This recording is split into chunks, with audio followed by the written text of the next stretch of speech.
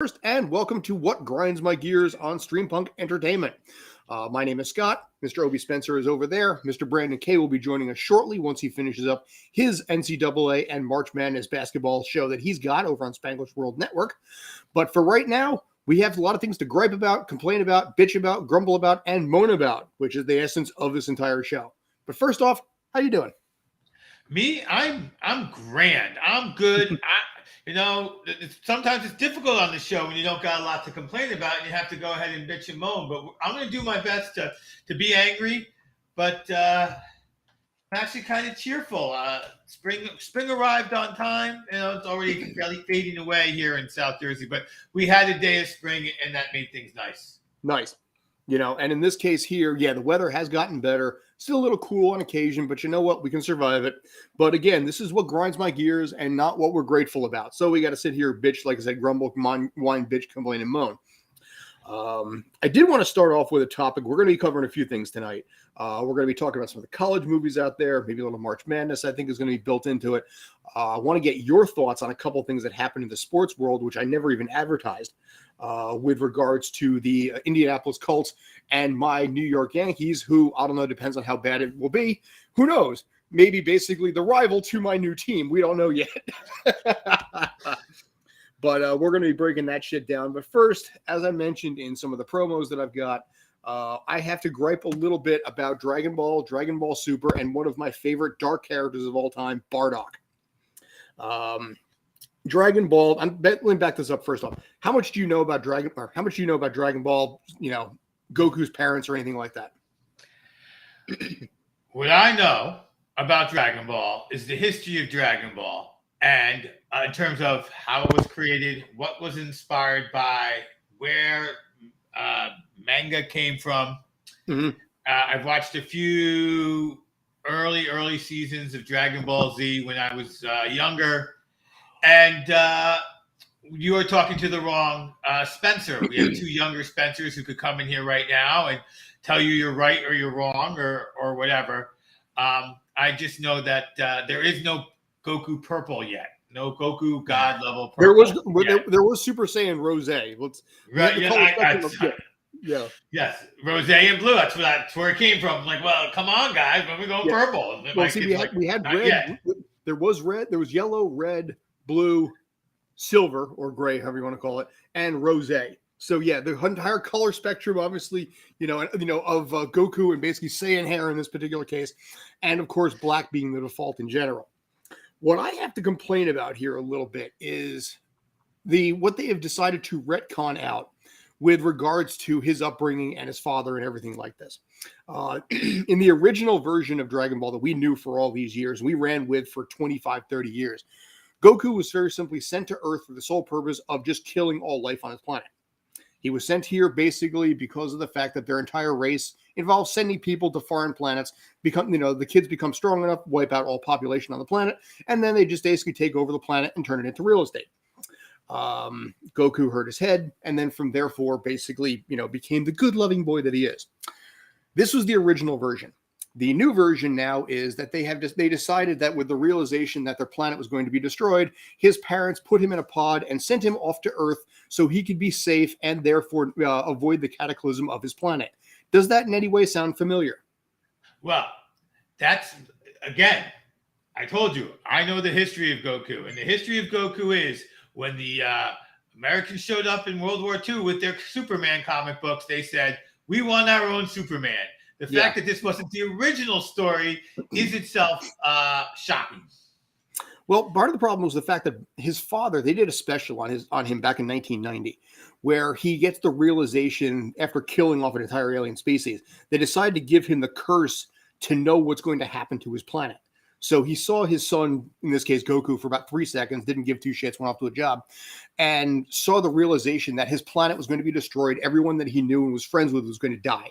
And he's sitting there fighting fate, even though every premonition is coming true. And he realizes there's no way that he can stop the destruction of his planet and the death of all of his friends and himself as well. His son is sent off to the planet, basically to Earth to kill all the inhabitants. And then his final vision as Goku's father is dying centers around him having one final realization and realizing that the son that he blew off who only saw for about 3 seconds, will be the one to get vengeance on everyone who died. And he died smiling, knowing the fact that the one kid that he barely saw will avenge his entire race. And he died like that in the episode, and the series ended. And it was like, that's pretty fucking cool. You know, it was him getting one final vision and realizing that it's going to be okay, even though everybody's dying. And now it's like, you know, we're good. All the rest of our species is bad. We're going to be nice guys in this case. We need to protect our son and send him to planet Earth so he doesn't have to die. You know, and it was just like, oh my God, you've so absolutely ripped off Superman in this case. And a lot of the fans, I got to be honest with you, are really, really pissed about this. It's comic books. And the great thing about comic books is you can retcon and then recon and then re-retcon and then re-retcon. I mean, you know, movies are getting to that point now where they're calling it rebooting. Yeah. But, you know, it's if you're going to keep using the same source material, it can go so far into the future, and sometimes you have to go and change the past so you can restart the story, renew the character, especially a character as OP as Superman or Goku, whose victories have to be against themselves as opposed to against their enemy, because they're always going to be stronger than their enemy in the end. So you retcon now he comes from a good family, which would really make Vegeta pretty pissed off, I'm sure. But it's I understand, you know, this is the same. This is the same thing where, you know, we see in the Star Wars fan base where, Luke never would have done that, and then we're gonna fix that. Luke never would have done that, and boy, we just made it worse. Like, I hope that for the sake of what they're doing, they have a story in mind.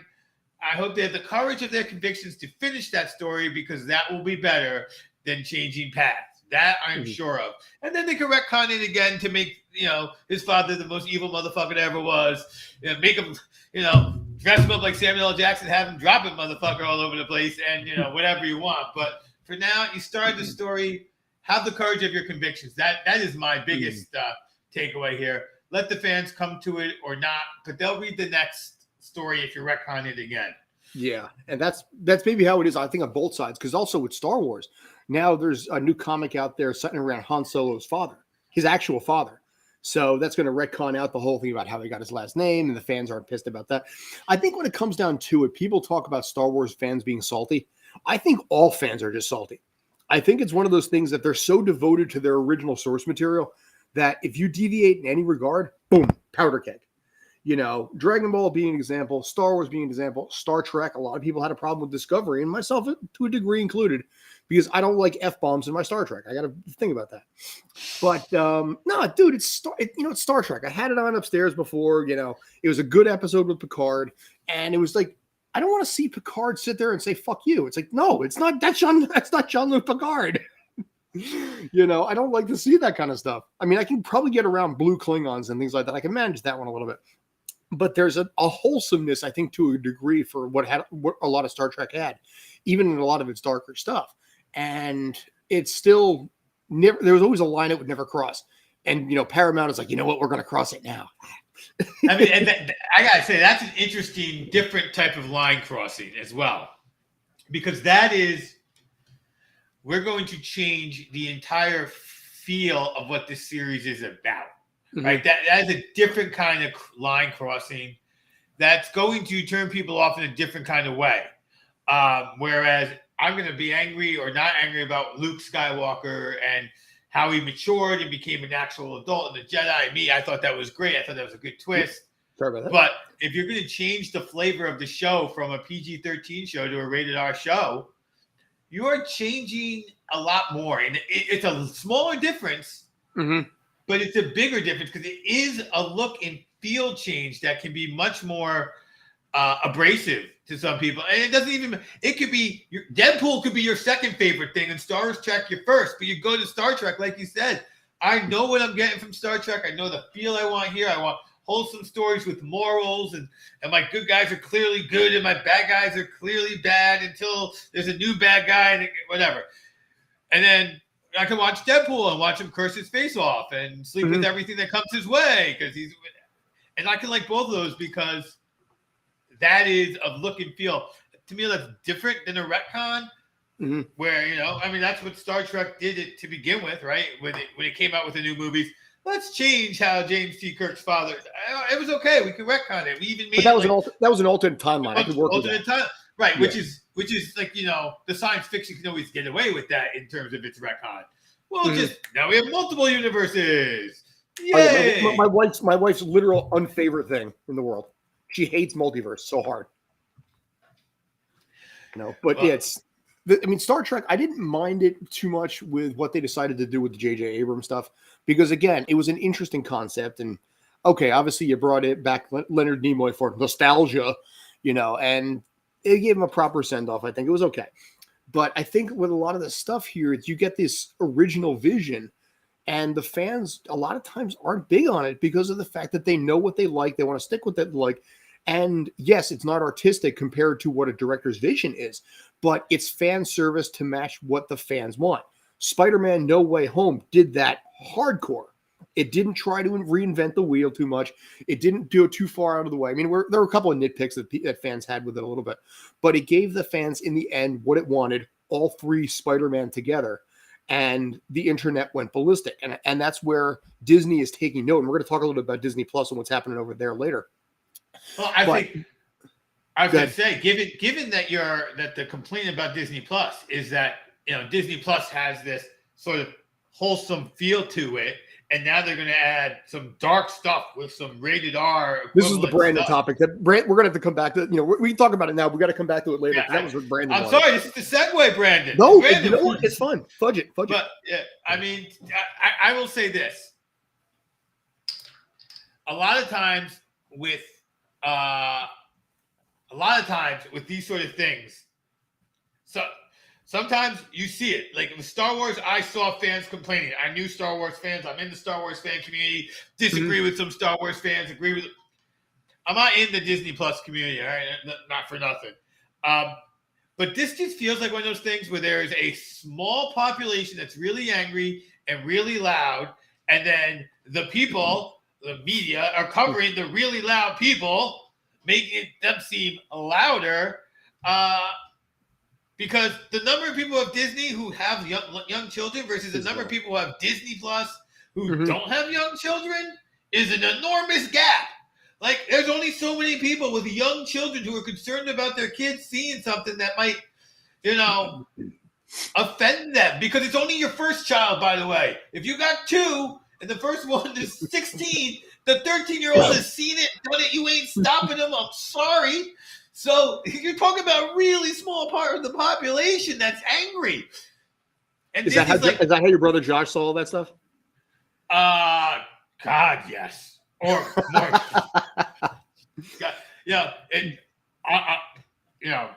So it's how my children saw it too. But the older one was there, and the younger one was like, well, he's looking at it. But the younger one, like you and I, does not like to watch things that are supposed to scare you. They're not into horror films. And so when his brother was watching something that he thought was inappropriate for his brother, and he's trying to be a good older brother, be like, oh, this is scary. And Alex would leave. Just, oh, okay. It's scary. That was I'm not into it. I don't want. I'm good. Peace. Right? So I must have introduced Sammy to Pulp Fiction when he was obviously too young. Somewhere between 11 and 13, like too young. Alex is 16. Pulp Fiction's not even that bad, though. It is not nearly as bad as some other stuff. Except for the scene with Peter Green in it, Yeah. There's that scene. It's one of the rougher heroin scenes if you don't like needles. Yeah, no, it's funny. I don't think about it more and more. Yeah. Yeah. My wife said it's a violent movie. It's not really a violent movie. It's very abrasive language. But in any case, I showed it to Sammy much younger than I showed it to Alex. And I know that the film appreciation class, they started at that high school 4 years ago, covered films up to certain decades and so forth. And he stops in about 1993, 94, and Alex and Samuel's like, "Oh, we're gonna watch Pulp Fiction." And the teacher's like, "No, that's where I no, we're not gonna." Half of your parents are all like, "Of course you should watch Pulp Fiction," and the other half of your parents are gonna tell you no, so we don't do Pulp Fiction. I was wondering how far up they were going to go with that in your case here, or if they did they require like a permission slip or something? Yeah. You know, I mean, here's the weird thing. My parents were, and this probably doesn't surprise you that much. My parents were extremely regimented about what I could see and what I couldn't see. You know, I mean, I had to fight tooth and nail to see an R-rated movie. I think when I was 15 or 16 in the household, and it was the Jean-Claude Van Damme movie Cyborg. If you remember that one. But when it got to a sex scene, my father's like, "We don't need to watch that," and he stops it. Physically stops it, fast forwards past it, and hits play. I'm like 15 or 16 years old at this point. And my father's like, "We don't need to see this." And then went back to like the action bits again. So, you know, and I'm just like, all right. I didn't have the heart to tell him that I'd already seen like porn at Jason Pepper's house when I was like 14. Right. No. You know, but I mean, it's, you know, there's certain things that your parents are like, okay, fine. I'm not going to fight. There's no way I can fight on this. But yeah, I was always very regimented in my house. So it's weird to me sometimes when I hear about stuff like this, not to say it's wrong or anything. It's just, I just kind of sat there and be like, what would it have been like for me if I had that? It is definitely something that every parent, as a parent of children, it is fascinating to see where I draw my line, where my wife draws her line, where we agree the line is, and then talk to other parents where they draw lines. And you know, some people you're like, there's several different things we can talk about drawing lines on, but like, oh, they draw their line here and you're going to guess, so on this other thing they'll draw their line here, and then that makes sense. And then you got some people that are like, sex is over here, alcohol's over here, violence is over here, curses. You're like, there's no rhyme or reason. And other people are like, sex, drug, rock and roll, violence, blah, blah, blah, blah, you know? Now, let me ask you this. This brings up an interesting one because we're sort of in and off topic on Disney, but the movie Turning Red by Pixar falls into that category where some parents have different lines depending on what it is. Yeah. And obviously with something like Turning Red, it's a coming of age for a girl. They reach a certain age and turning red, you know, use the imagination however you need. Ironically enough, red is actually down there too. Go figure. But I, you know, on your perspective on this, yeah, you had two boys. What would your line be on that? Or would there be one, or how would you roll with that? They would have been, I would have been fine with that. So the first thing is, now granted, I have two boys who are older now, and having two children. But I mean, hypothetically, that age. Right. You know? So the problem is, I already know, it's hard for me to look back and think it would have been a problem. I don't think it would have been. But I can tell you now that if a parent has a problem with that, I'm like, yo, your kid isn't even going to get half the jokes. If your kid's not going, is going to miss it. By the way, I hated Turning Red, and I hate it for reasons that nobody mentions when they talk about why they hate it. But I hated that movie. Why did you hate it? That mother in that movie. Have you seen the movie? I don't, but I've read some stuff about that. But go ahead. You're talking about going to school? Everything she did, the mother should not have been redeemed at the end. What would have been a better story would be if they made the first movie where the girl says, or the child says, I'm going to end this relationship with this parent now. This is a toxic parent. And what is healthy for me is really to get away from the parent. They never made the mother redeeming at all. Even the daughter goes and saves her, but she saved her because it saves the community. It saves the town because the mother turned into her own raging beast.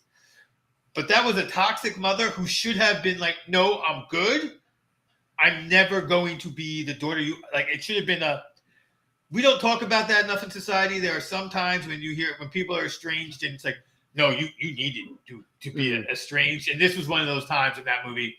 Like I watch all the Disney movies. So like, and in Encanto, the abuela, she was rough. She was difficult. You could see maybe if she had again decided never to go back to her, that would have been okay. But there was some redeeming qualities. But yeah, I hated the movie because I felt that the mother was unredeemable, or really should not have been redeemed as quickly. And that could have been part 2. when they come back together, turning orange. Just pick another color at this point. But Yeah. okay, I mean, I've heard some stuff about it. Again, I haven't seen Turning Red, but I have heard some stuff about the mom in this particular case and the relationship, and even the girl like twerking at that age or something like that too. So I was curious to get your take. No wrong answer. Again, just generally curious. But it's part of, I guess, Disney maybe pushing the envelope a little bit to see what they can get away with. Because at the end of the day, it's all about the money and the profits. And that's where, coming back to the original point about what's happening with Disney Plus, and more specifically with all the things going on with the Netflix Marvel stuff, Daredevil, Iron Fist, Luke Cage. Sorry, I mentioned Iron Fist. The Defenders, Jessica Jones. I mean, there is some stuff in there that was made for Netflix that's now on Disney Plus, and a lot of parents are pissed off because Disney Plus had this wholesome, feel-good thing to it, and all of a sudden, like I said, you've got in Jessica Jones, you have David Tennant like mind raping the main character, whatever. I only stood in one day, so I never actually saw Jessica Jones, but in the point in this, just some pizza owner. They got a slice of pizza. I was out of there in 4 hours. You want to talk about strict? We can get into that about how anal they are on that one, but it was one of those things that, with all the stuff that they had on Netflix, I'm really surprised they didn't bring it over to say Hulu, which is owned by Disney. I think you're talking about a product that cannot sustain itself in the market as it is if it doesn't go to try to capture adults. We were just talking about that.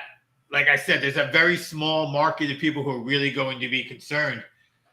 If you want the Disney Plus product to be something like, if you want me to keep doing Disney Plus products, you have to have the full Marvel universe in there, and you have to have the full Star Wars universe. Mm-hmm. Oh, and by the way, you have to start to adult some of that stuff so that I can accept the childish stuff in there as well.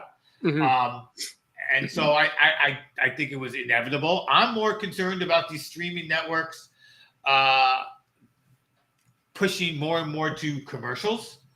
I've heard about that too. Yeah, that to me, that's a bigger. I mean, the bottom line with all these things is, I hate when people, whatever it is, use the term, it's just a money grab. The reality is, if they don't grab the money, they're going to go out of business. You're not going to have the product in any fashion. So you have to. Someone else will grab the money for them. Right. Someone else will grab that money for them. So you have to be careful when you say that. So I think that they could, that Disney should look very closely into stricter parental controls than anybody else has. They should be the Apple of parental controls, like really just unlimited accounts, children's accounts, age accounts, just totally dial down how it is. Everyone needs a password. The parent also gets, a whole lot of stuff can be done there to really make it what they want it to be. But in the end, I promise you this.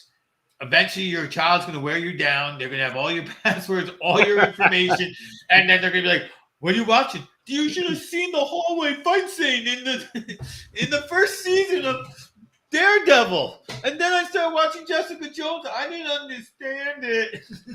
But here's the thing: when you're like 8 years old, 9 years old, and you see that, you're really cool in school. Yeah. I mean, and that's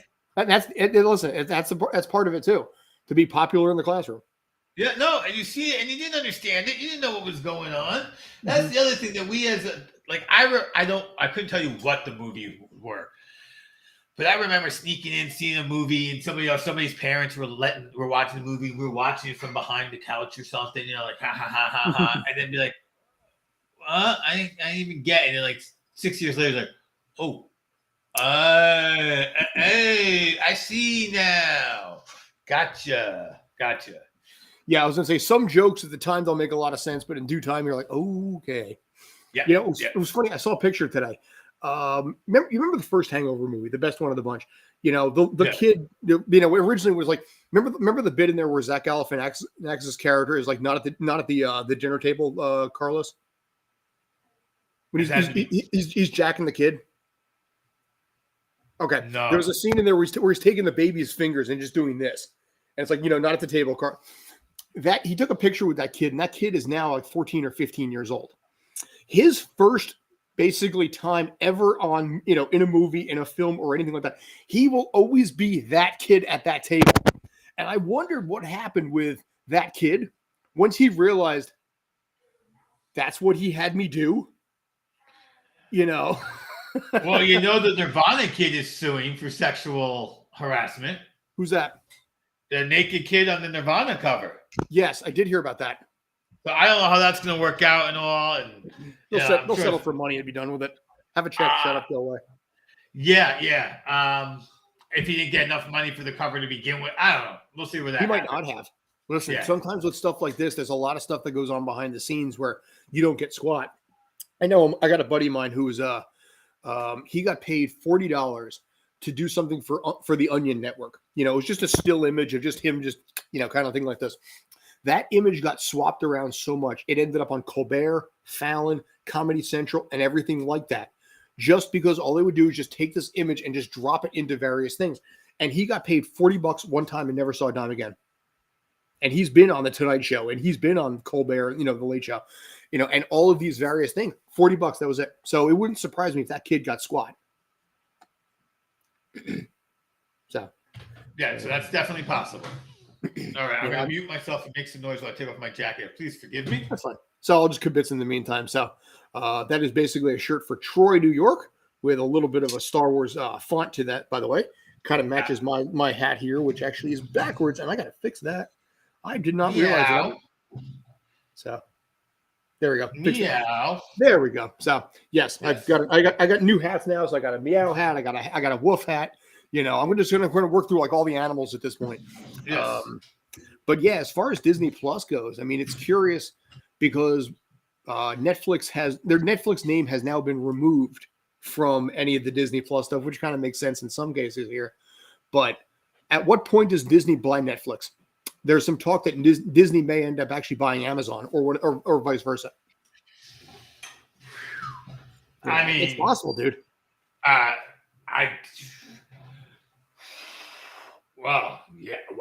Disney buying. I mean, I can imagine buying Amazon Prime Video. Netflix first, I think. Yeah. I can see him buying Netflix. That would make more sense because then you could make your Disney Plus a premium product with your rated G stuff only, early release for movies of a certain genre. Nice way of saying it. Well, kids, whatever so you're gonna they're gonna lose out and be able to put their Deadpool movie on there. But essentially, this will be our kids-friendly premium network, and eliminate one major piece of competition.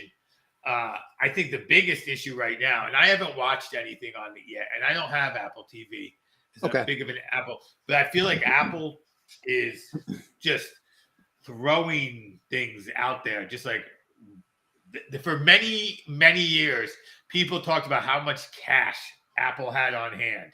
And now it seems like they figured out what they're doing with that cash. We're just going, the John Hamm commercial is so perfect on it. I am so big, and I'm not on this network, but everyone as big as me is. Like, it's so, like, and you're like, wow, I'm missing. Like, I'm like, I can't. I'm like, I'm not watching. Conley Gray. It's funny. I mean, on one hand, I kind of remember what Ricky Gervais said at the Golden Globes about Apple and signing up a streaming service and everything. But on the other hand, having worked dozens upon dozens of days now on 2 different Apple products, I will say they got their shit together, and it is a pristine. It is honestly one of the best run companies I have ever seen on a film set. The hours are respectable. The time is good. A lot of the studio sets are amazing. My God, they're gorgeous, especially with Hello Tomorrow that's coming out. And it's funny because I don't see that from any other real network. I don't see it from CBS really. I don't see it from like NBC. But Apple, right out of the gate, bam, they just had their shit together. And I'm like, how? How does this company who has basically just started this been that organized, structured, and frankly not that bad on the budget? I don't get it. Pixar roots. What's that? I mean, it has roots. I mean, it was Pixar, right? Pixar was a division of, how was it? Steve Jobs started Pixar. They are hungry, David. They're definitely hungry, and that's what's making them so great. It's not just that they're hungry; it's that they're doing it well, as opposed to just like Scott said. Like Scott's been on sets; they just throw out some whoever. Between my time on Severance and Hello Tomorrow, which wraps actually literally this week, their days are like 10 to 12 hours with lunch. They're in at 7, they're out at like 5, 6 o'clock at night, which is very, very manageable for a film set. And I'm just like, how the frig are you guys doing this? I love it. It's gorgeous. I mean, it's that the crew is happy. They're not tired. They're not burned out. In some cases, they got 10-hour crew days by mandatory rules where, when other shows are doing 15, 16, 17 hours, these guys are like 10 and gone. And they don't want to leave. But yeah, as far as they go, as far as it is a full out 100% war between all the streaming services. Cable, I can't believe cable is even still a thing at this point. I am not shocked, and I suspect that cable is going to change, but it's going to survive. So I have Xfinity, and do I pay too much for the cable part? Yes, but everything is integrated, and it just works. I don't have to turn off my cable box or change my source. I just, I either say the name of the show and it goes to the right provider. If I want to check out a provider, I go, say Prime or Netflix or Hulu or Disney. And it goes there. It gives me that provider's screen. Cable's been here before, so to speak, right? I mean, cable figured out how to make Showtime, Cinemax, all those other providers their own and control them. Really, I mean, the cable providers figured that out. They may do it again because it is like they control the internet. So you're already locked into some cable provider for the most part. And then you're like, well, what services? And you start just adding up the services. You're like, okay, most people I know, whenever they have one or two services and they pirate one or two services. And, that's the services problem. And who can control that is the cable provider. Because you're coming in on my cable line. You're coming in through your single sign-on. And that's where cable provides them a strength and an offering of, okay, let us manage your billing and everything for you. Now, Obi can't watch Joe's Hulu. Yeah. Here's what I will say to that. And actually, when I worked in the IT industry out of college, I won't mention it on this show, but I probably mentioned it on other ones. There was a kid that had a pirate server. And you could always tell because there would be X amount of network traffic that would always go into into one dorm. And then you had this one dorm over here with a single IP address that had 400 times the amount of traffic because all of these people were just pulling right off of that one server because they're the kids. It would be a contest of whoever could get the fastest bootleg movie, the latest album, whatever it was up there first for bragging rights. And it was something that unofficially we could not touch it. Because if you go after one, you have to suddenly go after everybody. So you kind of play ignorant officially, and you don't do anything about it. So I have a feeling a lot of like the Optimums and the Fios and things like that might be doing the same thing because if you start policing one, now you got to police everybody. And you might be creating a little bit of a can of worms here, for yourself and any bad blood. You don't know. Well, I'm saying is if it comes in on your cable line and your cable is, you sign into your cable, and then when you sign, and I know your cable is at this street address because it's going through cable. Oh, yeah, you can tell. Oh, dude, you can tell. Right? And so at that street address, you now have access to Netflix. Like, you have your Netflix access, your Hulu access, your Paramount access, your Peacock access. Oh, my goodness, your IMDb TV, whatever they are, access. If the cable provider has it to the address, then it's hard for me to give you a sign-on to another location that you can use. Now, obviously, the flip side is cable providers are now like, hey, watch it on your iPad when you're in Canada, whatever it is. So now, they lose out on it's going to become their next place. But I think you can force more people to have to pay if you let the cable provider do it, as opposed to having to man that policing that work yourself. If you're Netflix, hire on people to police it. People will break your system faster than you can keep up with it, because they will. And the worst case scenario is it gets broken so bad, the entire world is logged in as Scott Churchson. Hey, people just start throwing their stuff up on net, whatever. So, it's, I think that's where cable may have a way of not dying. But certain things will probably die. Like, the people I'm most concerned if I was would be like TBS, TNT, those networks that need, how many times can I watch, it's funny. I just say, how many times can I watch Harry Potter? Or my wife watched another Avengers movie. But she's got this. We have those movies on all of the services that we pay for, but my wife watches her, her MCU and her Harry Potter with commercials because they're on all the time and they're just there when you go. But that was like part of your Netflix package and not part of TBS. It's USA, TBS, I think TNT, Sci-Fi Channel. Harry Potter is on. Sorry, Harry Potter is on just about as much as like Law and Order is. And for certain people, my wife included, it's one of those things that it's relaxing. You know what's going to happen. You don't get like psychologically invested into when you're trying to go to sleep at night. Okay, I can get that at that point. But I have seen it so many times that I can just sit there and just go verbatim on every line. And it's like it loses its magic hardcore when you've seen it 40, 50, 60 times.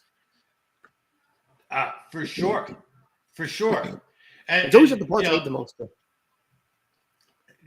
Speaking of things I've seen 40 or 50 or 60 times, part of the show was to be talking about college-based movies. Yes. You wanted to go into that? And yes, we can. Yes, we can. And I think we played with Disney long enough to wait for Brandon. I think Brandon's going to breathe. He shows it shows. He doesn't, he doesn't. So. Yeah. So Animal House up there. An all-time classic that has aged horribly well. Horrible. A lot of comedies have over the years. They don't really last the same way they used to. No, I mean this has date rape jokes in it, racist jokes in it, alcoholic abuse jokes in it. Revenge of the Nerds, they do. Go ahead. Yeah. Oh my goodness. How he got the girl at the end of that? Yeah. But I think it was the year of Sandy. But it might have been the year of Irene. But let's say it was the year of Sandy. We at my job used to go whole hog on Halloween. So the IT department decided that we were going to do Revenge of the Nerds as our theme. Because the building was like the building was doing movies, and I was like, okay, all right, we'll do that. And we were all dressing up, and then we were going to act out a scene as part of our attempt to winning. So I had to rewatch Revenge of the Nerds, and I came back and I was like, you pick a scene. Because I'm not picking a scene. No, and that's go ahead, but yeah, and that was of a particular style of movie. The Porky's, Revenge of the Nerds, softcore, rated R, see him in a theater porn movies that very quickly became straight to VHS movies and then straight to Skinemax movies after that. But Revenge of the Nerds was one that was still good enough to be in the theater before they went and got rid of that entirely. That sort of genre of rated R movie. You just gave me an idea of something too. Yeah. But Animal House, definitely one of my all-time favorites. What John Belushi does with 7 lines in that movie is masterful. Age poorly be damned. Well, yeah. But see, that's the funny thing that in movies like this, do they get a free pass because of when they were created, or do people go back and and cancel it essentially because of the content that was there? That is a tough question. And, some things get passes and some things get canceled and some things should get canceled that get passes and something, it is it is a interesting debate. I know it's interesting. It's one that I have with my son all the time. Wagner. Shouldn't Wagner just be totally canceled? But no, apparently his work was so good that we're going to let him, still throw his Nazi themes and his Nazi paid propaganda out there because, the story was good and the music was fantastic. So, I mean, that's, and I'm not here saying cancel Wagner, don't cancel Wagner. That's just an example of one of those folks who's surviving. And then something like Animal House, that's kind of just, I don't know that it got canceled so much as it's kind of just faded anyway from memory, as it's been remade 1,000 times. Not even 3 or 4 years ago, they remade it essentially with Zac Efron when he did the Neighbors movie. That's right. Was a remake of Animal House. So that's the way that a movie like Animal House kind of goes away, because it's not that original of a story. It just gets remade for every generation. The jokes get updated, the humor gets readjusted, and Blue, you my boy. You go, you my boy, Blue. Old school, yeah. But yeah, you look at a lot of these movies now. You look at that one. You look at Road Trip from like that year too, and you're kind of like, yeah, am I allowed to laugh at this? I don't know anymore. It's hard to define it. I think sometimes with what's societally acceptable. Like you said, it's one of those things that. It depends on what gets a free pass and what doesn't. Right. Mel Brooks, I know we're college movies, but his stuff was like literally like, this is offensive. You're going to laugh, but you should be grown. Like, it was when it was written, the idea was, I am being offensive. This isn't funny, but you're going to laugh. So like, that was part of the humor, was like, you're laughing, but you shouldn't be laughing. Like, this is offensive. Now that was part of it. Now they have disclaimers at the beginning of it. Like Blazing Saddles, when that was on HBO, they had a disclaimer about racial content. Yeah. And is that the way, like I said, it's going to be going forward? I'm amazed, to be honest with you, that Mel Brooks has not been canceled yet at 94, 95 years old, whatever he is. I mean, I think age has no bearing on that to some degree. Well, I think if we're talking about Blazing Saddles, right, and it starts off right in the beginning with when the African American cop comes to town and the N-word gets thrown around all over the place. But the point being is that these are racist people, and look how ridiculous they are to be racist, because the guy who's going to save them and save their town is this black man, and they trust the drunk white man more, right? They throw it right there. So that is the point of the movie, and it's hidden in comedy. So it gets, when people think about the movie. This movie is called Blazing Saddles. Oh, yeah. So when people think about this movie, who are really studying the movie, they know what's going on and they can dissect it that way. But I think happens a lot now with things and people getting canceled. And this is unfortunate. And then you read the whole thing. This is a story about a black man and a white man calls him the N-word. Stop it right there. Yep. We cannot. Did you read about it? Did you look into this? Happened at my son's school. They won a national award for artistic bravery when they put on. Well, that was the story of the play. There was a white man who called a black man the N-word, and the white kid in school had to call his best friend, who was the black actor, the N-word, and the people who didn't see the play wanted it to be stopped. And you can't do this. This is no good. And then the original Broadway star came to town, and there was a lot of discussion. And Ragtime, Ragtime was the play. Oh, okay, yeah, all right. Yeah. That Ragtime wouldn't sell it to the school. If the school changed it and got rid of it, they said no, it's too important. We're depicting racial animosity in the 1920s. Ragtime. So you better show the racial animosity that we're depicting. And the African Americans in the play who were in the musical thought it was amazing. Like, they were just like, oh, our school with our 5 African Americans are finally getting to shine and show this great important story. So a lot of times I think Mel Brooks survives because people have time to know. You can't just go, oh, I'm not going to watch that because of that. And people go, enough people know what the story is. Like, no, that's the thing. It's ridiculous that these people hate him. And then, of course, they know how it ends and everything like that. And they get a better idea. Right. Now. And then making fun of the gays. Well, yeah. I was going to say the end of that movie, basically, it's like, hold out your hands, stick out your toes. Yeah. Was never big on that ending, though. I didn't like that ending. I didn't like the ending of Monty Python and Holy Grail. Because it broke too hard. It broke the fourth wall a little too much for my mind. But I don't remember how Holy Grail ended, but okay. They get arrested by cops. Oh, okay. By present day cops, and they just, that's pretty much how the movie ends. Okay. Now, apparently, by the way, I read something, I think it was Life of Brian, that George Harrison, the Beatle, was in there.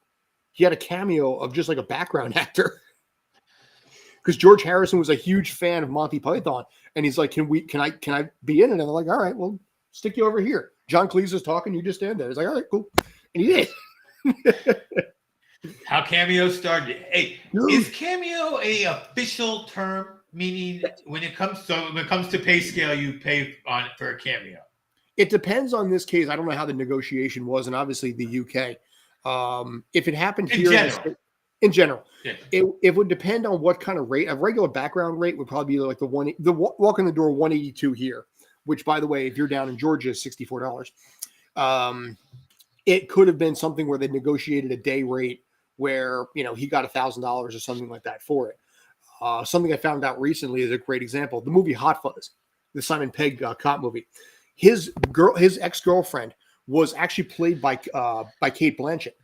But Cate Blanchett was covered in a surgeon's mask, so you didn't know it was her. And she got paid a one-day rate, just a regular day player rate, donated the money to charity. But that kind of stuff is not uncommon. If it's somebody who's high profile like that, they might have given them a negotiated rate of like $1,000 for the day. So, like, what's his name? Oh my goodness, Matt Damon, who now has decided to be like the cameo king. Mm-hmm.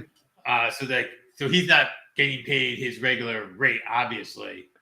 So it's probably negotiated. I can't say exactly what he gets paid because he's so high profile that I don't know if he's doing it for day rates or what. Okay. But the general day rate's a little over $1,000. Okay, so there's day rates versus a full actor's. Yeah, and like I said, at that kind of high profile, he can get $10,000, $15,000 a day, easy. Right. If he was a regular background actor, he'd get like 182 to walk in the door. Right, and the MCU can pay him that just to pretend that he's Thor? It was funny. There was an episode of 24 in season 5 where former presidential candidate John McCain was a background guy. He walks in, drops something on the desk, and walks out. He was a background actor for the day and got paid a background rate for it just to be like drop-off folder guy.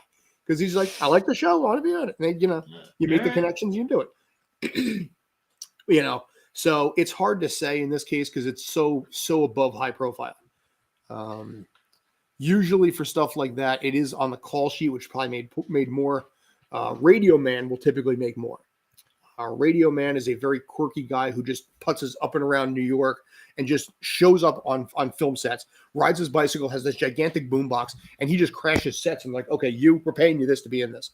He's that big. His name is Craig Castaldo. He's basically, if you look up Radio Man itself, Radio Man, The Fisher King, the Robin Williams movie, was based on this guy. And I've met him a few times. He's okay. He's a little kooky, but he just crashes film sets, and they're like, all right, we're going to put you in and pay you this. And he's like, cool. And that's so they'll negotiate the rate pretty much on the fly just to have him be in the shot. And he's been in a lot of New York stuff. I think George Clooney took him to the Oscars one year too. Kooky dude. I would say. Yeah, but if you look at like his IMDb, you're like, oh my god, he's in a lot of shit, a lot of credits. It's all New York stuff. He just shows up. I am here, and they're like, all right, we can use you. The only time I remember it not happening was the Steven Soderbergh series, The Deuce, because it took place in like 1908, and a guy with a boombox is not going to fly in that period. No. He tried though. I watched him with Steven Soderbergh trying to like finagle his way in, and Soderbergh was like, "No, we're not doing it. Go." No, sorry, not having it. But yeah, so as far as a lot of these movies go, I mean, The Animal House, even as Waterboy. we're looking at college movies in general. Road Trip, Revenge of the Nerds, all 4 of them. We talked about that. Van Wilder, Rise of Taj. I mean, dude, there's a lot of college movies, man.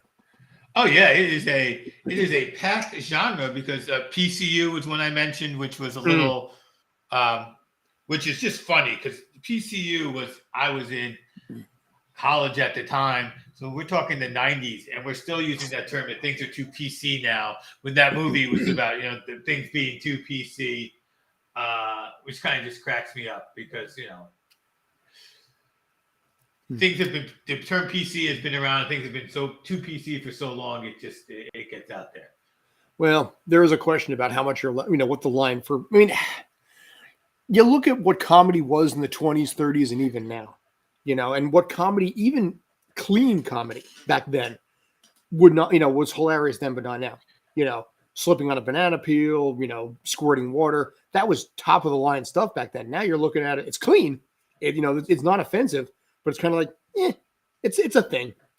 And I think that's where a lot of comedy just changes over time. Absolutely. Because, we expect it. The first time a guy slips on a banana peel, ha, ha, ha, ha, ha.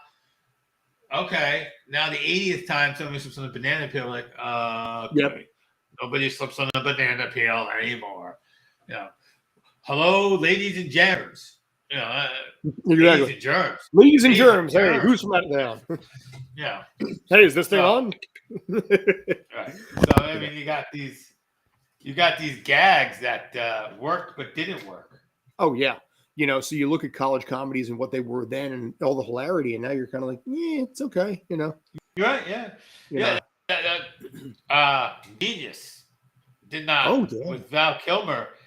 God, that dates us all. I saw that not too long ago, and I was like, I loved this movie. Like, I loved this movie. Oh, okay. I guess. You looked at Val Kilmer, and you're like, I love this guy. No, but I mean, that was one that just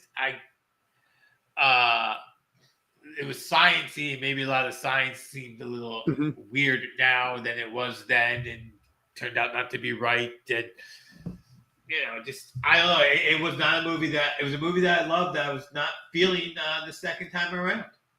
Well, that happens also too. You get the nostalgia kick initially, or you get the intrigue initially, and then you come back to it years later. You've changed as a person, so the movie obviously just doesn't fly just because of the fact that you've changed your own style of comedy. Right. Absolutely. So I was trying while we were talking, because the other reason that we were talking about college was we have this exciting NCAA college tournament going on. Yes, we do. And we got money on it too. Yes, we do. I'm trying to find the webpage that has our bracket. I can find my bracket, but I can't find our brackets to determine how many points we have. How many max points we can get. I do know that is somewhere in here. I'm pulling it up now, actually. Yeah, I wonder if it's speak. Yeah, right now, basically, overall, I'm second place in points, but I'm highest overall in potential points. That's important. So for me, my potential is 163.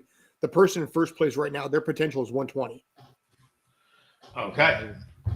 You're in seventh right now. Sorry. You're 37 points overall, 149 potential. And what was your potential? I'm at 43, 163 is my potential. Okay. Who do you have winning it all? Texas Tech. All right. So I can catch you easy. Yeah. You know what it is? I didn't want to go with an easy first round pick on that. Our first place overall. I mean, Baylor's gone. Gonzaga's a boring pick in my mind. Well, here's the thing about these pools, and I wish that we had Brandon on for this. I have won one in my life, and I've won money multiple times in my life. And here's the one thing I will say, and why I'm not a big fan of the NCAA pool, because like you said, you hit the nail on the head. Texas Tech is a fun pick. But every time I have brought home money, and definitely the time I won, you had to pick the winner, which is a little It's a little for a tournament that all the excitement's when the upsets are happening. Like the guy who took St. Peter's to win 2 games, those 2% of the polls, those people should be the people who are going to win this year. But they're getting 3 total points for that. Yeah. And that's 3 points they're getting. If St. Peter's loses, that's it. They got 3 points. Mm-hmm. That's why I don't know if you remember, I was talking to the person running our pool. By the way, I run the pool the same way this person does. He's one of our cast members, so if you have a problem with the way he runs the pool, I don't want to throw his name under there. I was asking if you multiplied the seed by the points, which makes for much interesting, because then if you did take good old St. Peter's, go Jersey, dude, yeah, then that was worth 15, 30, 45 points. So it is an interesting way of doing it, because it allows your pick to really have value, because Texas Tech's a 3rd seed, I think. They are, yeah. And so if they win, they're already right now, everybody, people, but if they get one more round for you than they did for everybody else, that's a lot of points. That's going to be 3 times a high number versus 2 times a high number or 4 times a high number. So that's where being interesting, unfortunately, doesn't pay the bills. And we're all in to win the cash. Well, here's the thing. I mean, in our case, it's winner take all, and all of us only put in $5 anyway. So it's only going to work out to be like $55, which is all right, fine, whatever. But in my mind, the obsessive numerical focus that I have on this, of looking at all of these numbers and focusing on all this kind of stuff, it just seems to work in my brain a little bit too well. And I'm a little too focused on it. So I'm sitting there on Friday and I'm updating it and looking at all the numbers and all this kind of stuff. And it doesn't start again until like 4 days. But once it starts again, I'll be sitting there on the phone. I'll be constantly like refreshing it to see basically, okay, good. Somebody nailed the 3-pointer. Oh, fuck. Basically, they're going to the line. I'm going to be back to obsessed with it again. It's not healthy. It's not healthy. It's funny. I'm glad that I sort of set it and forget it. I just looked it up in my history. It was easy. No, I'm able to log in. It's probably because I'm on an incognito right now. But I am having all sorts of issues logging in to various things that will tell me what's going on. Well, technology, the more rush you're in, the harder things work for you. Yeah. But yeah, so it's my wife's decision to go based purely on color did not work this year. It has worked in the past, where if you pick, teams by uniform color or design or something like that, that sometimes you strike gold. And to her credit, she picked St. Peter's for 2 rounds. But there you go. In this case, it did not fly anywhere else, though.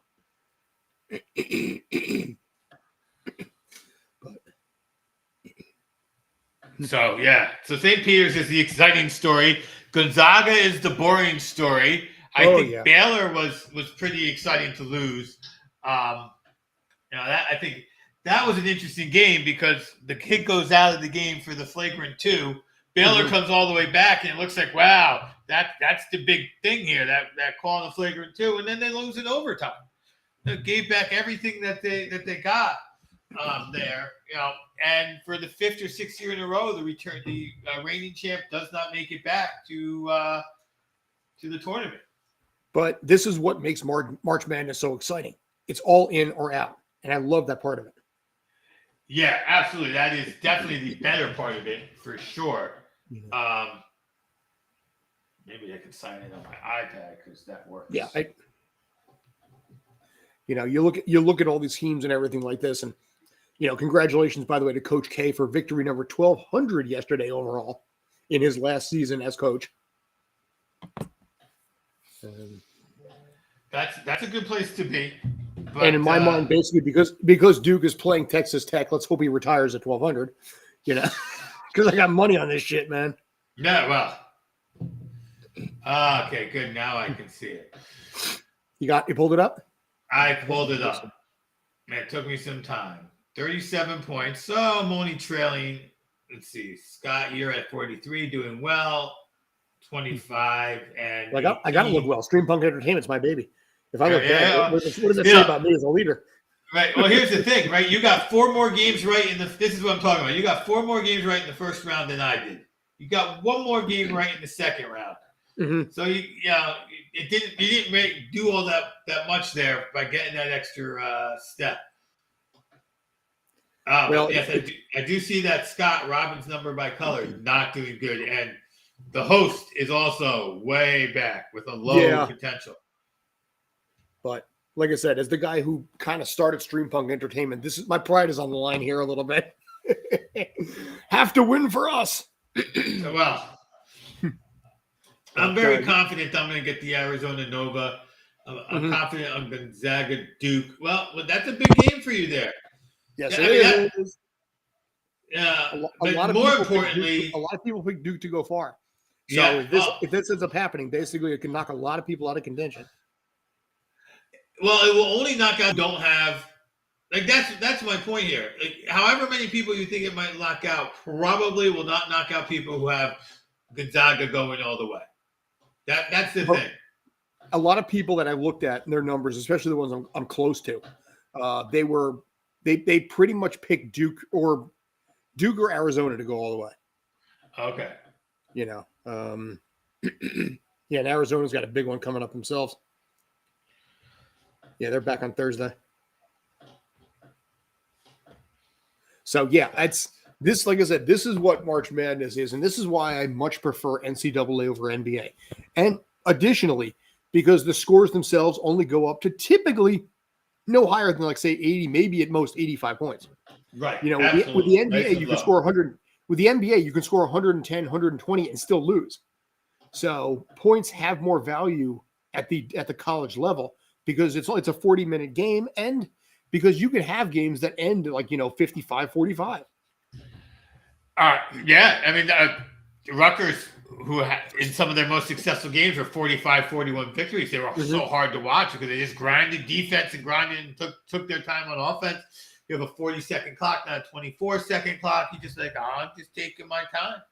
Taking the time. Oh, scored, rebounded. I think I'll just go ahead and try that again.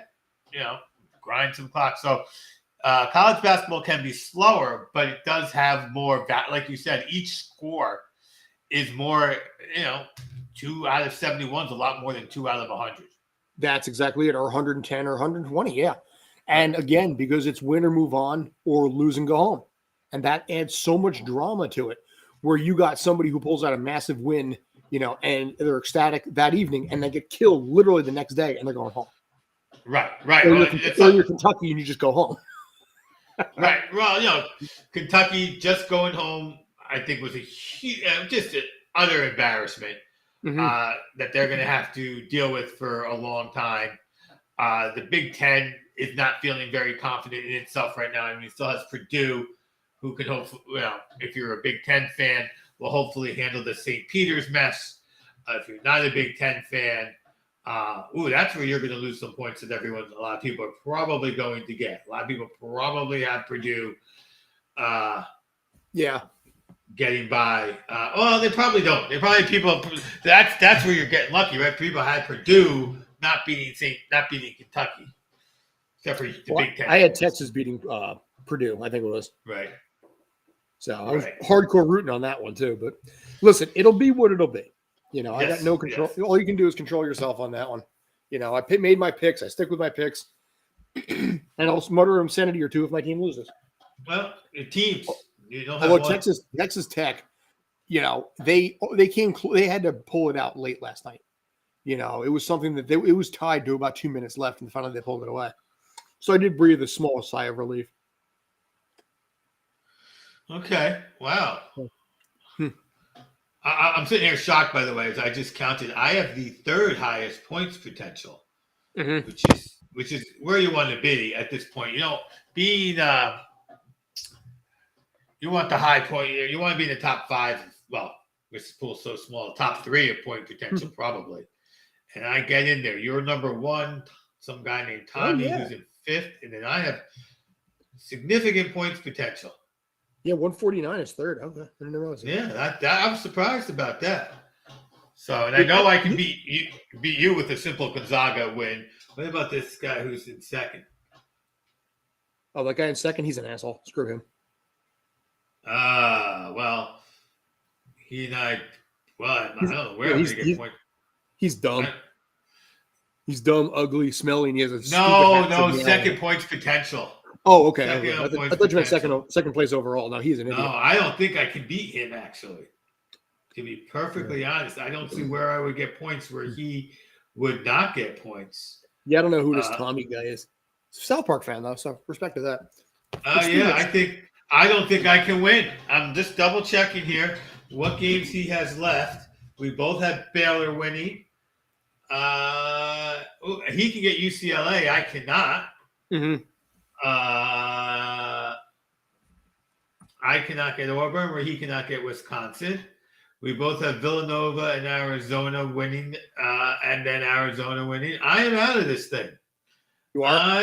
I am out of this thing. Since it's winner take all, I cannot get more points unless I'm beating him now. Let me just double check. I think Tommy is ahead of me now. Tommy's got me by 1 point now, and I do not think I can catch him. I do not think there's a game left that I can win that he cannot win. And he will take care. He will beat me. Screw you, Tommy. Tip top. You don't know who you are, but fuck off. Fuck you, Tommy. Yeah. Tommy doesn't care what day it is. Go find a pinball. As long as we get our $55 on this NCAA, pool here. Yeah. I liked you for a second there, Tommy, but go suck an egg. Scott, let's go Texas Tech. Tommy. But all right, well, that was an interesting use of 5 minutes there. I could go over. That's like Kathy here. But yeah, so yeah. Oh wait, wrong way. Sorry, I was interrupted rudely by a child. That's all right. I'm looking at a giant teddy bear over here. So how's that teddy bear doing?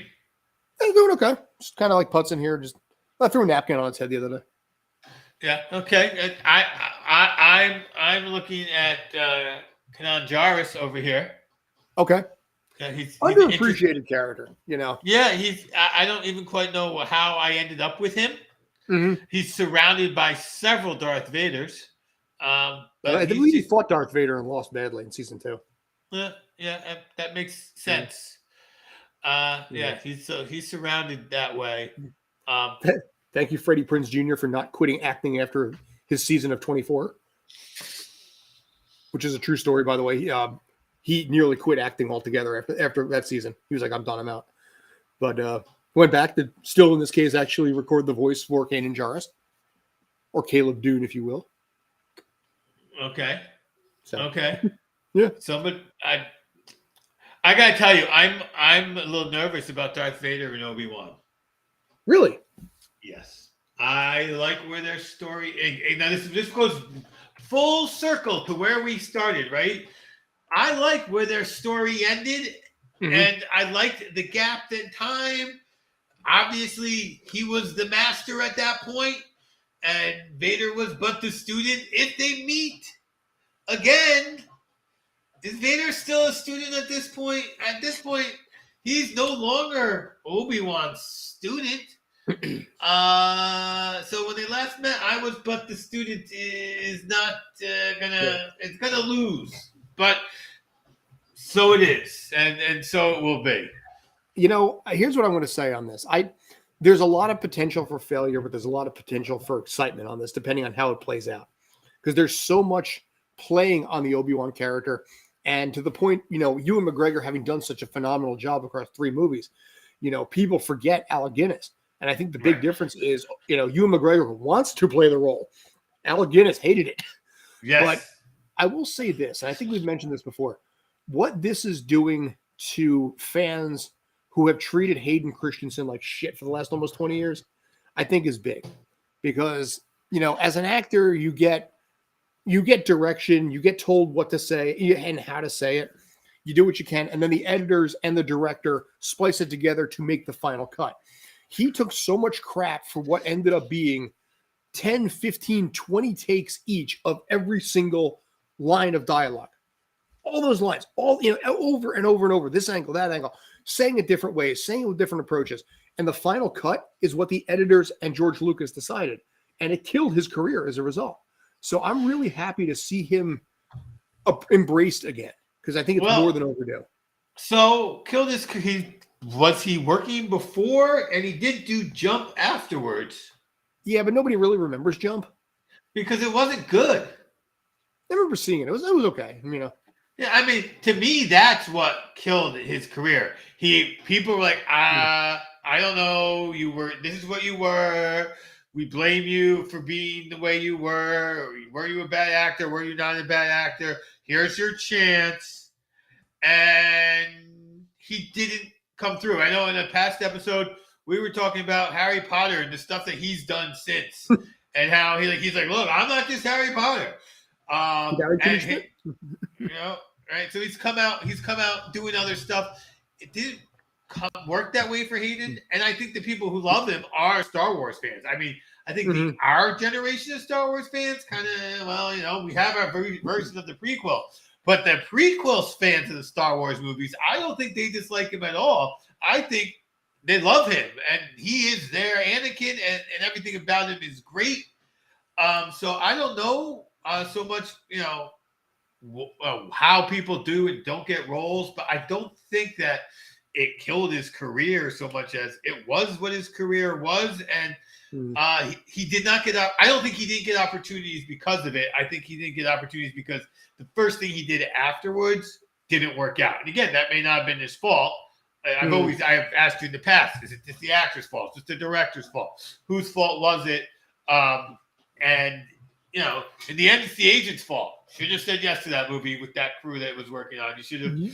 Dude, it's Star Wars. You can't say no to something like that. No, not Star Wars. Not Star Wars. Oh, Jump. You mean Jump? His Jump or whatever.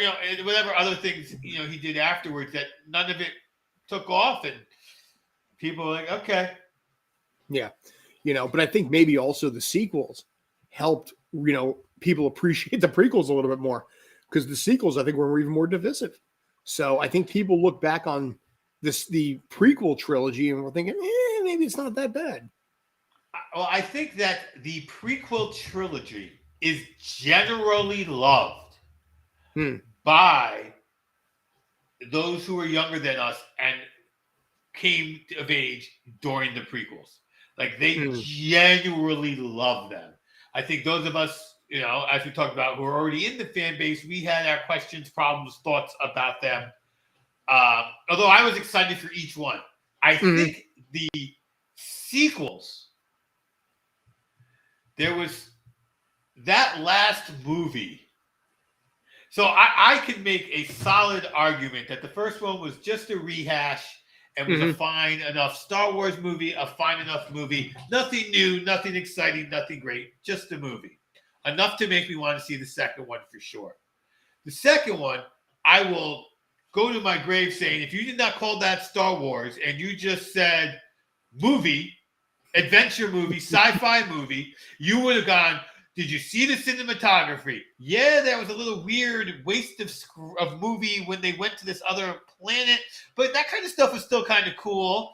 You're not going to argue about they run out of space, out of fuel because there was no fuel, but that was not something that didn't exist before. Like all the real issues are about whether it's Star Wars or not Star Wars, but the movie itself is gorgeous. The color, it's a gorgeous movie. That last movie, though, that was a bad movie, and it was a bad Star Wars movie. Like that was a bad, what? The who? So I think that was so bad that I think for people in our generation, I think you're right. We went, well, at least the prequels, they were all right. I know who they were made for. They weren't made for me. They were made for my kids. And guess what? It's built a love between me and my kids for this whole thing. Right? This other generation, they got their Star Wars. We got our Star Wars. We can interact. We can discuss who's better. But it wasn't garbage. It wasn't.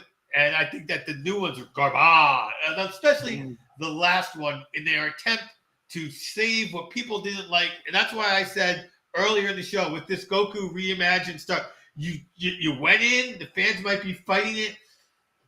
you've got to stick to your story. You are a creative person with a vision. Mm-hmm. You've got to stick with it. You have some guidelines you have to stick with because people know these characters. You have to stick with it. And I think in Boba Fett, I'm on a rant. Sorry. In Boba Fett, I think they started it and they realized real quick, this isn't going to work on Disney. Mm-hmm. Boba Fett couldn't work on Disney because Boba Fett's a bad guy. He is a bad guy. He's not, in all of the fan literature, everything I thought, he was never a good guy.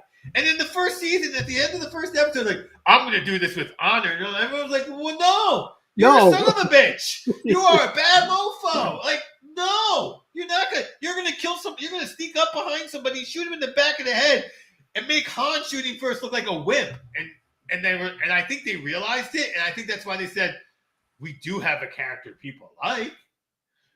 Make this Mandalorian 2.5. And, you know, what do you call it? Book of Boba Mandalorian. Like that was the only thing they could save the show was to give us the character that was close to a bad guy who they were trying. I mean, that was a problem. Yeah, I mean, the problem with Book of Bobalorian was and I think TV Sins nailed it. It's like almost trying to make a mafia story into a kid's show is not the best way you could have done this. You know, and it's like, all right, he's making a criminal empire, but he's going to do it with respect and, you know, and all this kind of stuff. And it just didn't, I mean, I was initially really curious about it. And then by episode 3, I lost complete interest and had to like force myself to watch the next 3 episodes, not knowing what they were or anything about them, just to be able to get to the finale. Because when we did the watch party, it was episode 1, 2, 3, and then 7.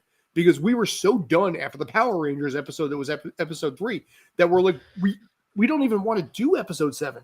And even 7 wasn't that good. No. I mean, for God's sakes, the Pike Syndicate sent, you know, hundreds of soldiers who all stood in the middle of the street shooting. You know, it's like Operation Meat Shield. And you know, it's like you guys are trained assassins. It's like the first rule, take cover. The first rule of being shot at, don't get shot at. What is the best place to go?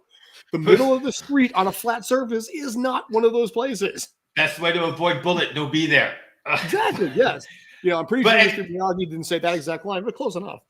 And this again ties back to Disney. There's certain characters and certain things within Star Wars that they have to make adult. Mm-hmm. Boba Fett was one of those. Yes. And in order to make Boba Fett adult, let me break you in with this whole stuff from Netflix that somebody else already made adult for the MCU. Let me let you get used to this. Because sometimes I'm going to have to give you an adult show. And sometimes I'm going to have to give you Clone Wars, which is perfectly good and enjoyable and is a kid's show. Right. Yeah, kids shows can be good. Look, I'm going to my Avatar, the original Avatar show, the 10 best shows I've ever seen on TV, and that is for kids. That is you can make a great kid show with everything that makes a show great and make it for kids. But not if your lead character is a crime syndicate boss. You can't. A merc who had like 7 lines his entire, you know, Bounty Hunter, it's like 7 lines of dialogue in 2 movies. Right. I noticed something watching Empire Strikes Back recently. Mm-hmm. I noticed Boba Fett's first line, and it's cracked me up ever since. And especially, all right, his first line to Darth Vader. It's a long story, but just remember his relationship with Darth Vader. Keep that in mind. I've always wanted to make a T-shirt, and on the front it would say, "Hello, my name is Inigo Montoya. You killed my father. Prepare to die." And on the back it would say, "No, I am your father." Nice. So that's the shirt I want. Now, since I've already decided that those two universes are connected. The first words that Boba Fett says to Darth Vader are, "I love you," because his words are, "As you wish." Yes. Okay. You know, I gotta wonder. Are you familiar with the Tommy Westphall universe? No. I might be, but maybe not under its name. Tommy Westphall was a character that was in the TV show Saint Elsewhere. That show, you might remember the name of that. Obviously, yes. It was a medical show from the 80s, and it turns out that everything in that and in that TV show was inside like this jar that belonged to Tommy Westphall. and they have expanded out the Tommy Westfall universe.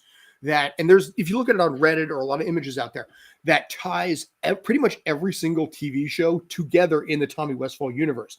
So Star Wars is connected to Battlestar Galactica, Doctor Who, Law and Order, the Aladdin movies. There's a way that everything connects together in such a massive, massive Tommy Westfall universe that what you just said there about Princess Bride and Star Wars, I think it was, that I would say is entirely possible. I don't know for sure if Princess Bride is in Tommy Westfall universe.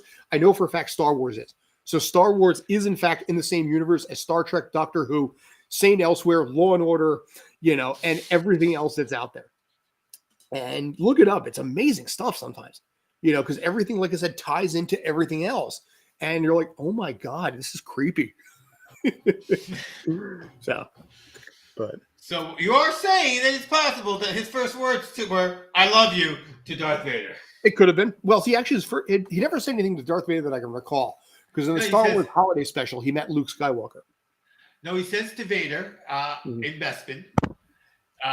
He says to him, "As you wish." I think it's right after he says, "No disintegrations," and he says, "As you wish." But I'm saying in the Holiday Special when Boba Fett had his first official appearance. Yeah, so, right.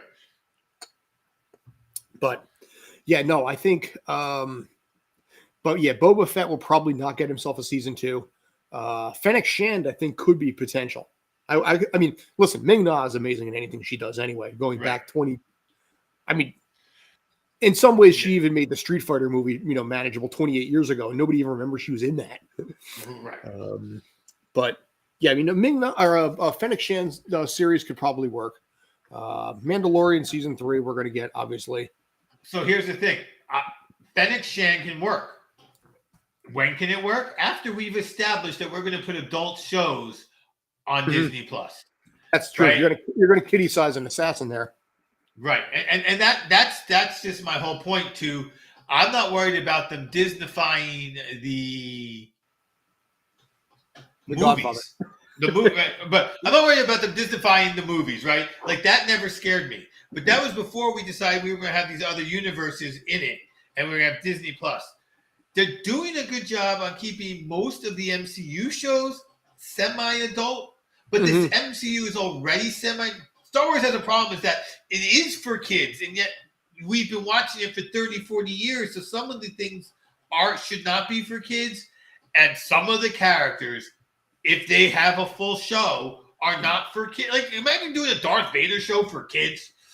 Like, what if this guy hunted down and killed all the Jedi? For kids. I don't know. If you look at a lot of the Dave Filoni stuff, like the Clone Wars and Rebels and everything like that, those got dark. And that was what made them impressive. That even though they were a kid show, in some ways they were actually darker than the actual movies. I mean, with season 7 of Clone Wars, they covered Order 66, and the Bad Batch, they covered Order 66 from different perspectives, which was so cool to see what was happening from different vantage points. Bad Batch especially, because it's the birthdays of the Empire and the coming weeks immediately afterwards, in some ways, the upheaval that's happening. And I thought this is a very, very clever take. And that's where I think sometimes when you have a TV show, you can do more than you can with a movie just because of the fact that you have so much more time to work with. And Bad Batch has already gotten a season 2. So I think you can do dark for children. That's not the problem. You can't do what becomes the problem for children is a certain level of violence that's not cartoonish, and B, more importantly, it's really hard to do the bad guy is the hero of the show, which half the mafia movies in the world are. The other half, the cops, the bad guy. But like you said, you cannot do the guy Michael Corleone. Leave the gun, take the cannoli. It's never going to work. And they turned Rambo into a cartoon show and RoboCop. But Rambo and RoboCop are both good guys. I mean, they're anti-heroes, but they're good guys. Like what if they did? What if there's any cartoon shows that were centered around dark characters? Like out and out bad guys who are not looking to be redeemed. Like, I mean, that's what I mean. Like an out and out bad guy.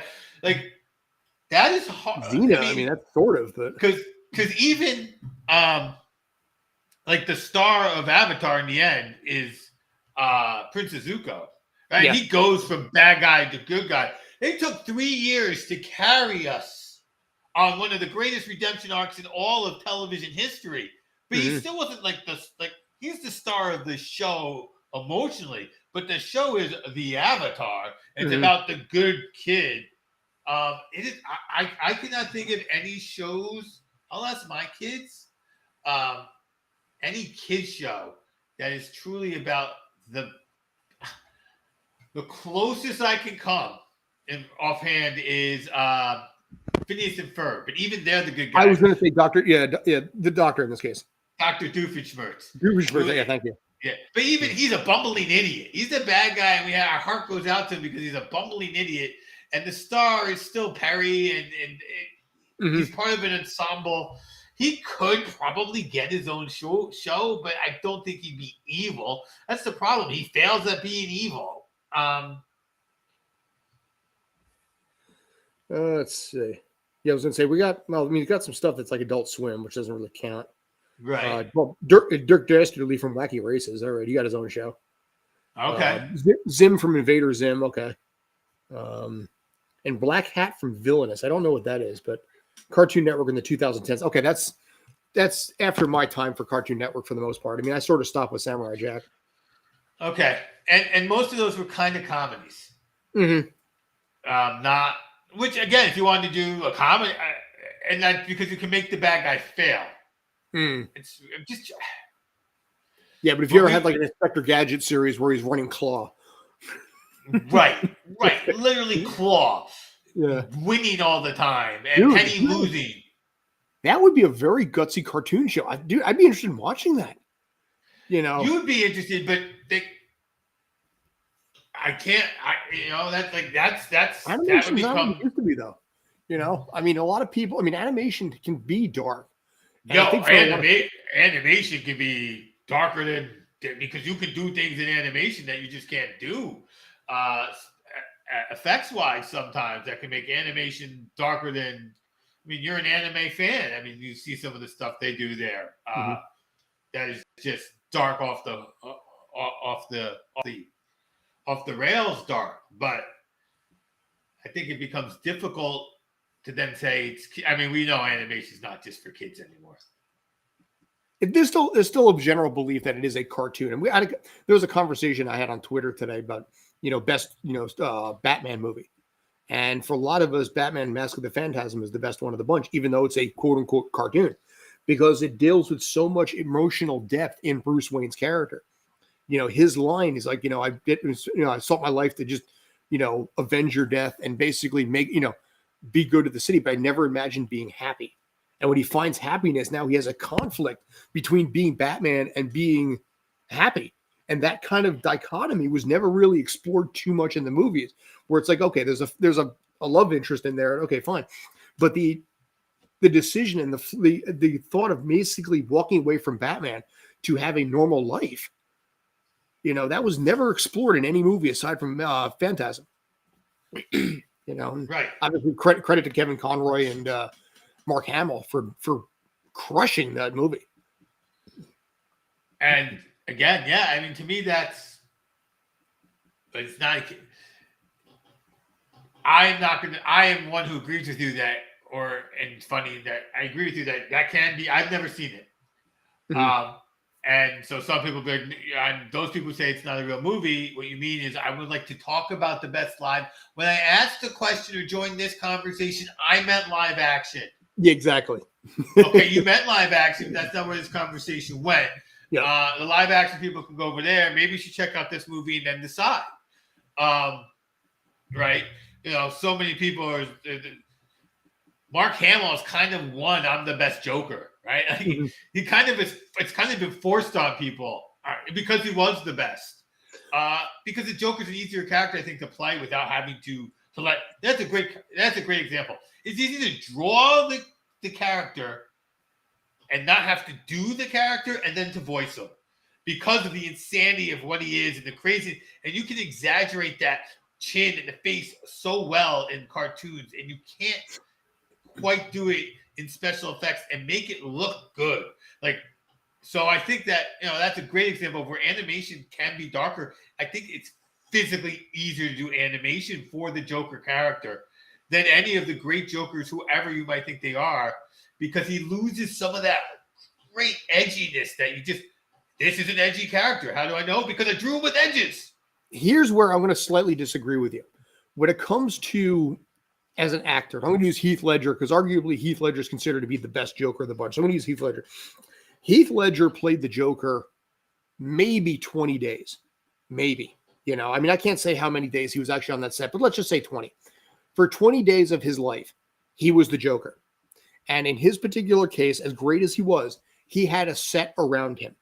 He had the design. He had the look. He saw the bus. He saw the hospital. He saw all of the stuff. He saw his face. He saw all of that.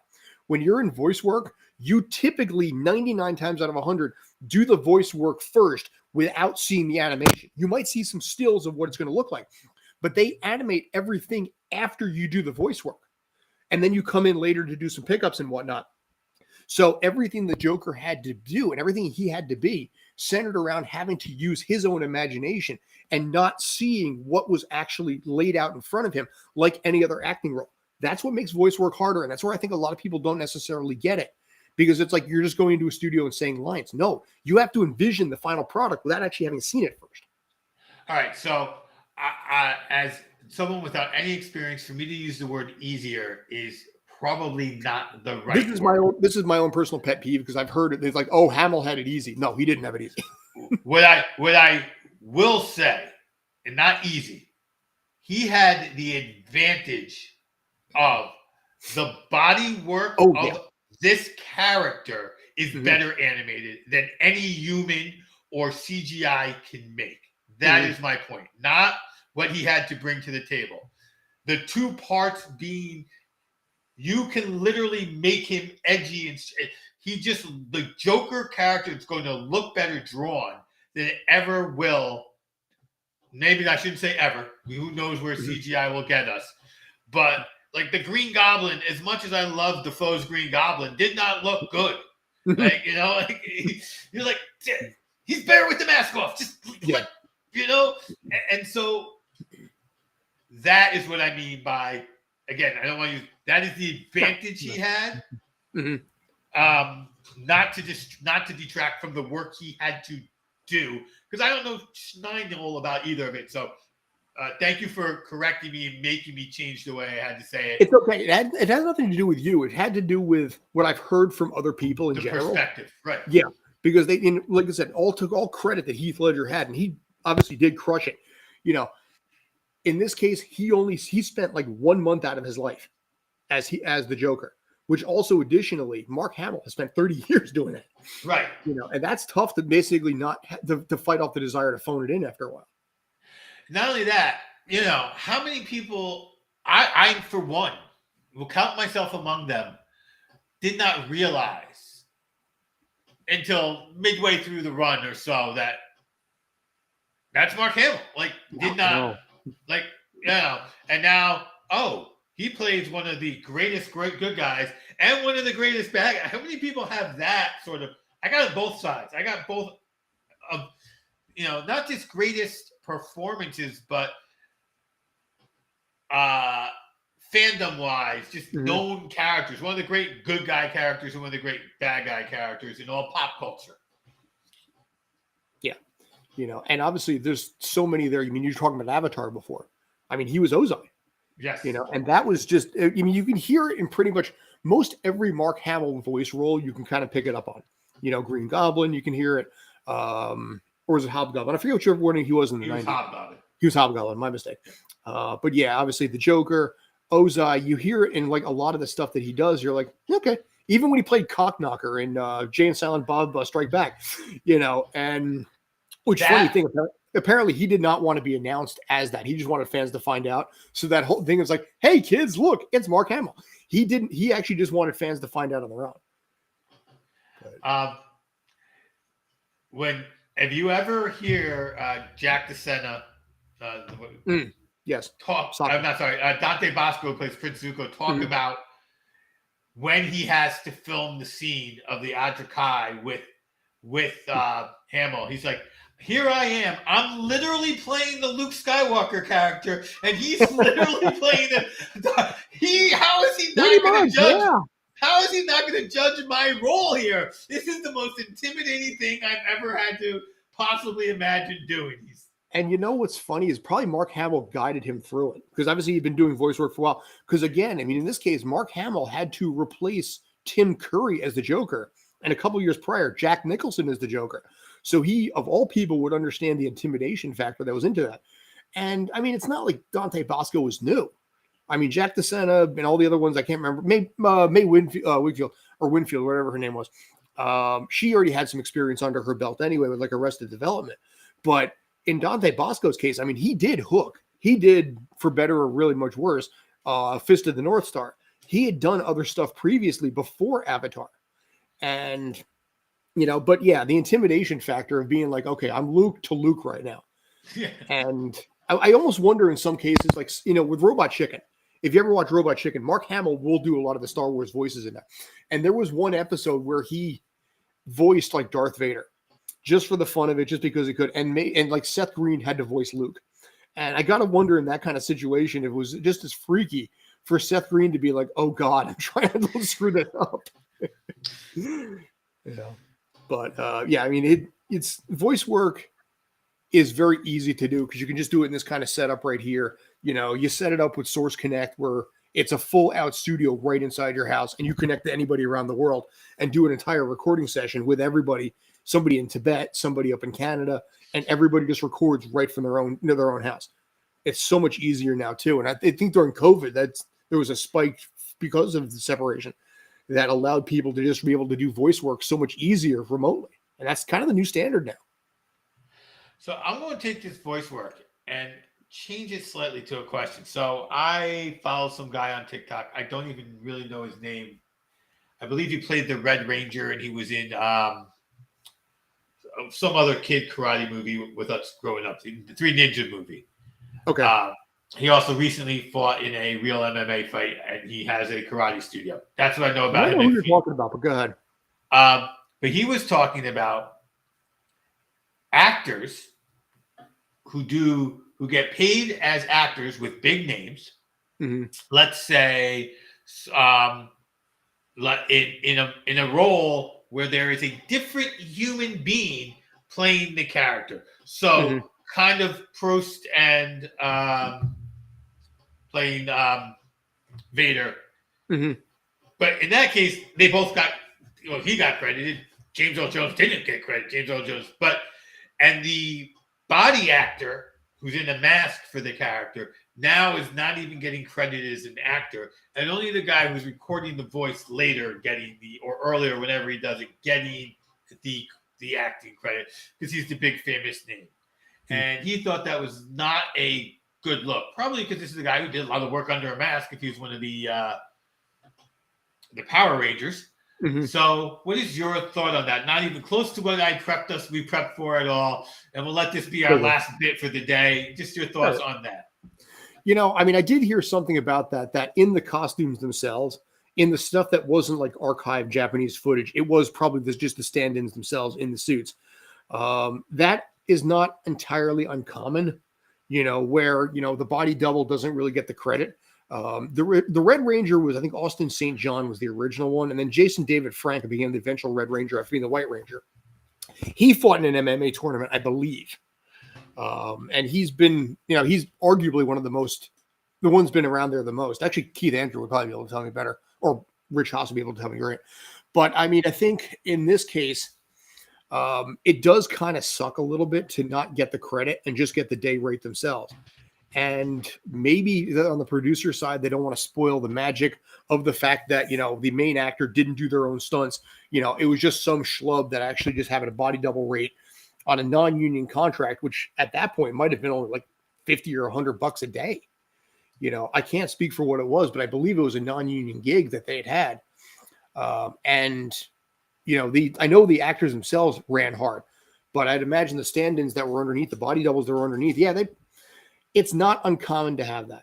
I mean, I've body doubled, for actors on a on 1,000 occasions. I did it on Gotham all the time, where they would just do over-the-shoulder shots that wrap out Donald Logue. I never got credit for it. I would get my regular rate in general. I never got a credit at all. That's pretty normal in the industry.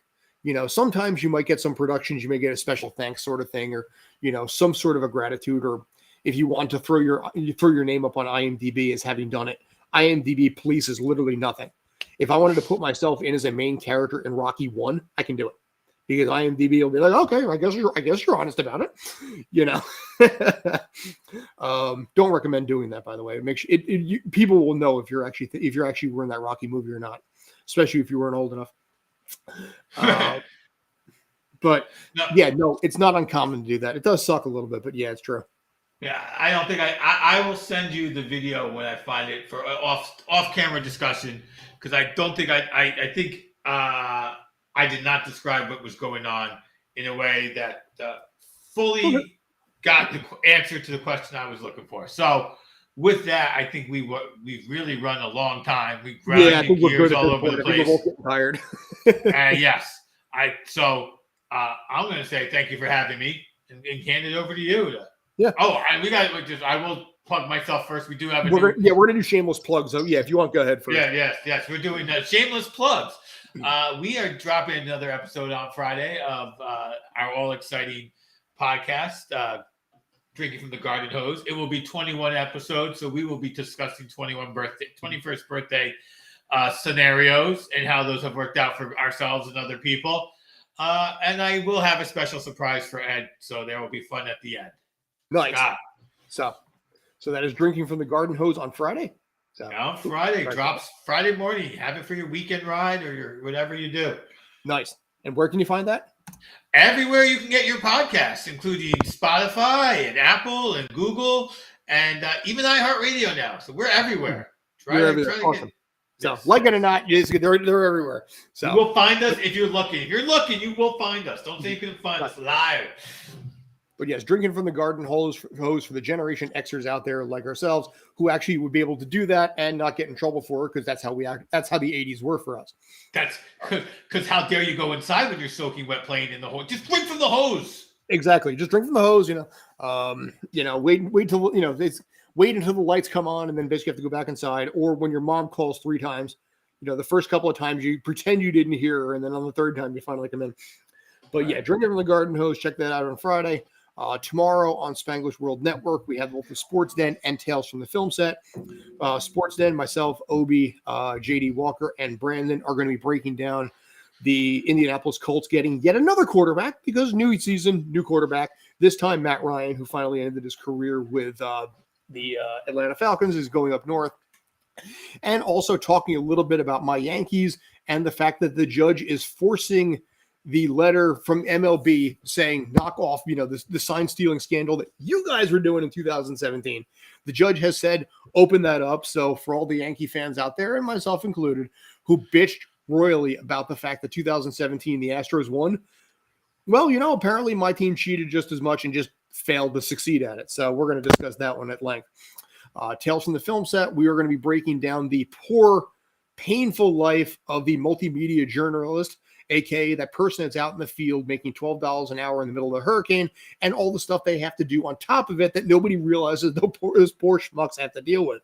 So that'll be 4 p.m. Eastern and 7 p.m. Eastern, respectively. Obi, any final thoughts? Nothing. I am good. I am tired. We've had a good day, a good run of it. We covered everything we were supposed to. It's freezing as crap. I forgot to turn the heat down, or the heat up in here, and now it's cold, so it's freezing. So anyway, I'll let you go.